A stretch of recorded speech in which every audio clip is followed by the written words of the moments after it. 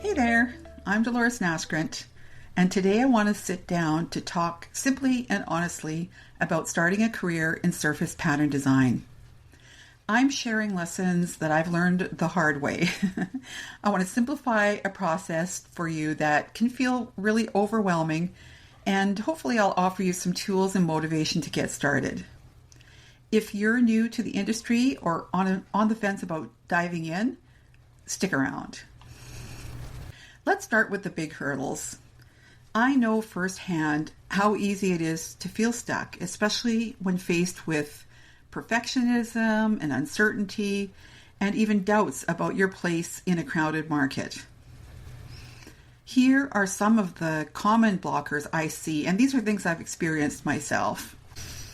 You know, that voice in your head saying, it has to be perfect before you begin can be so loud. It stops you from starting altogether. I've been there, spending weeks tweaking things when honestly, done is better than perfect every time. Progress matters more than getting every single little detail right. The other one is not knowing where to start, and that can be really paralyzing. Do I make greeting cards? Do I design for notebooks? Artwork for bedding? Without focus, it really is easy to waste months or even years on your portfolio and your artwork while never actively reaching out to clients. It's really, really easy to think to yourself, this industry is full and there's no room for me. But I promise you, there is. Everyday buyers are looking for fresh art, unique voices, and new ideas. It's not about competing with everyone. It's about showing up, offering your perspective, and understanding what works for the market. Feeling like you're not good enough is another barrier. I've seen that so much. One that I want you to write off starting right now.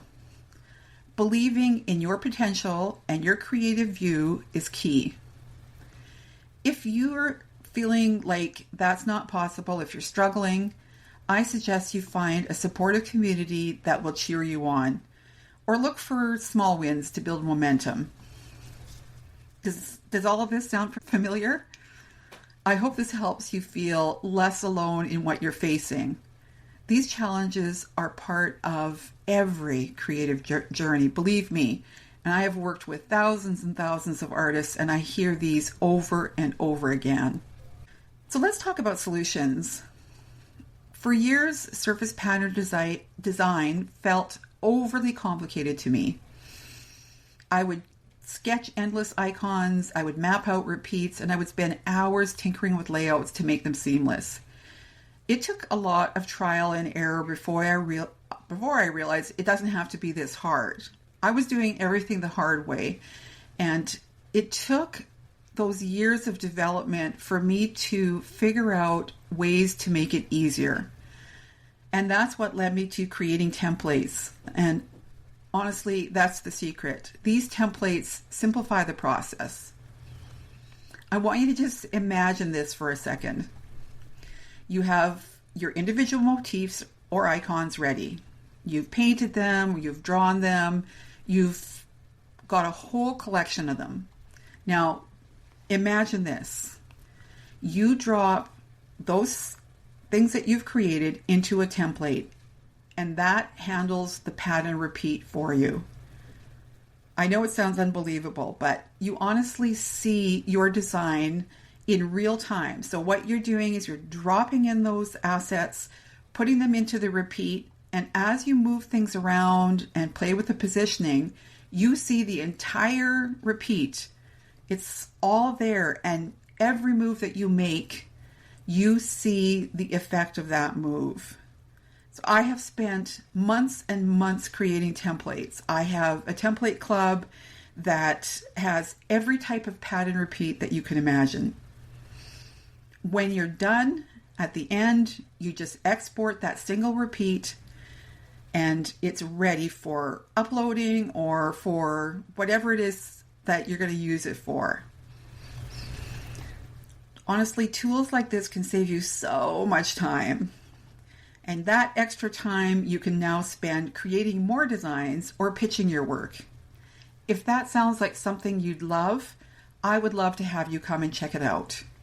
We're going to put a link in the notes below so that you can just kind of get a look at all the different templates and what they do to save you time.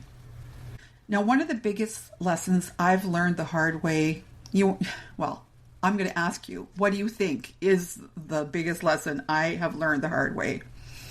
Well, it's that you don't have to do everything at once. I don't want to say wasted, but I spent years researching way too many product categories, thinking that I needed designs that worked for every surface imaginable, like bedding and water bottles and notebooks and greeting cards. Spoiler alert, that approach led me to burnout. If I could go back, I would just go and pick one category to start with, and I would focus all of my energy there for 6 months or just a period of time. I would narrow things down, and it doesn't mean that it limits your creativity. It just means giving yourself space to master one thing before branching out to another. If greeting cards feel exciting, start there. I encourage that highly. I've done tons and tons of greeting cards, and that's why I do the greeting card challenges, because it's a small artwork. It doesn't necessarily have to work as a collection, and it's just an easy thing to create as your very first thing. Whatever you choose, just focus on making designs for that category and spend several months doing it and learn all the industry standards. Spend a lot of time researching and looking at cards that are out there in the market. And believe me, there are billions. So try to figure out what works with your style. I know it's a long game, but you will expand. Starting small doesn't mean staying small. Once you start working with clients, earning money, and gaining experience, you'll naturally expand. You can move on to new categories and bigger challenges as you grow. The beginning of your journey is just about getting that foot in the door and building up some momentum.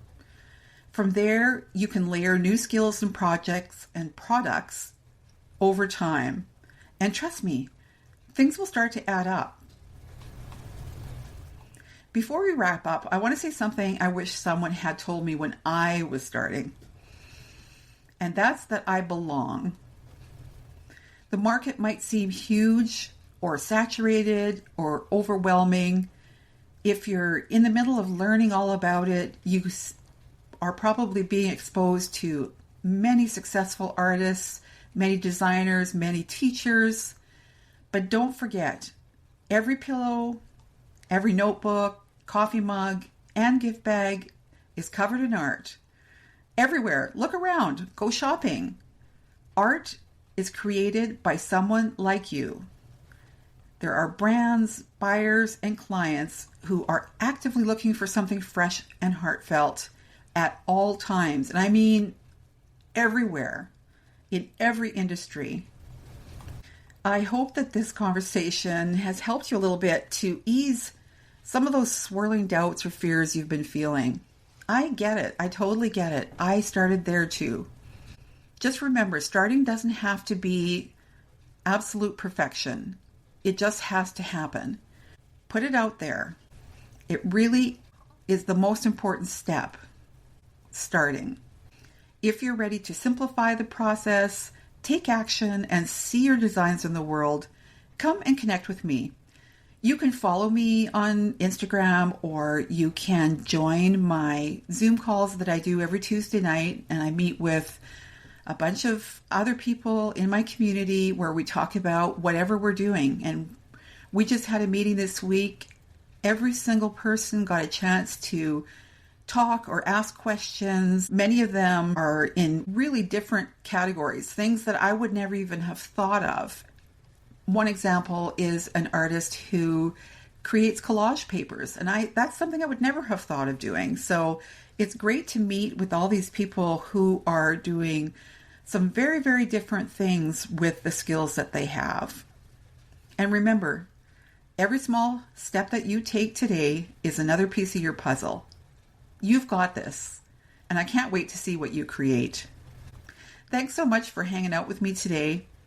Be sure to subscribe so you don't miss any future episodes, and don't forget to share this with someone who could use some inspiration.